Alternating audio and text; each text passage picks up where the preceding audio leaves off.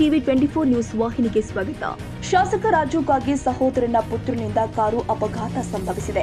ಬೈಕ್ಗೆ car ಗುದ್ದಿದ ಪರಿಣಾಮ ಸವಾರ ಸ್ಥಳದಲ್ಲೇ ಸಾವನ್ನಪ್ಪಿರುವ ಘಟನೆ ಬೆಳಗಾವಿ ಜಿಲ್ಲೆಯ ಕಿತ್ತೂರು ಪಟ್ಟಣದ ಹೊರವಲಯದಲ್ಲಿ ಜರುಗಿದೆ. ಗೋಕಾಕ್ನ ಬಸವರಾಜ್ ಪುಡಕಲಕಟ್ಟಿ ಮೃತ ದುರ್ದೈವಿ. ರಾಷ್ಟ್ರೀಯ ಹೆದ್ದಾರಿ 4 ಬೆಂಗಳೂರು ಪುಣೆ ಹೆದ್ದಾರಿಯಲ್ಲಿ ಘಟನೆ ಸಂಭವಿಸಿದೆ. ಬೆಳಗಾವಿಯಿಂದ ಕಿತ್ತೂರಿಗೆ ಬೈಕ್ ಮೇಲೆ ಕೆಲಸಕ್ಕೆ ಹೊರಟಿದ್ದ ಬಸವರಾಜ್ ಮತ್ತು ಇಬ್ಬರು ಸ್ನೇಹಿತರು ಅಪಘಾತದಲ್ಲಿ ಸಣ್ಣ ವಿಠಲ್ ಗುರಮಂಡಿ ನಿಂಗಪ್ಪ ಹೆಬ್ಬಾಳ್ಗೆ ಗಂಭೀರ ಗಾಯವಾಗಿದೆ. ಬೆಳಗಾವಿಯ ಖಾಸಗಿ ಆಸ್ಪತ್ರೆಯಲ್ಲಿ ಗಾಯಾಳುಗಳಿಗೆ ಚಿಕಿತ್ಸೆ ಕೊಡಿಸಲಾಗುತ್ತಿದೆ. ಬಿಮ್ಸ್ ಆಸ್ಪತ್ರೆ ಶವಾಗಾರಕ್ಕೆ ಮೃತ ಬಸವರಾಜ್ ಮೃತದೇಹ ಶಿಫ್ಟ್ ಮಾಡಲಾಗಿದ್ದು, ಶಾಸಕ ರಾಜು ಕಾಗೆ ಸಹೋದರನ ಪುತ್ರ ಶ್ರೀ ಪ್ರಸಾದ್ ಸಿದ್ದನಗೌಡ ಕಾಗೆ ಪ್ರಯಾಣಿಸ್ತಾ ಇದ್ದ ಕಾರು ಅಪಘಾತಕ್ಕೀಡಾಗಿರುವುದು ಎಂದು ತಿಳಿದು ಬಂದಿದೆ.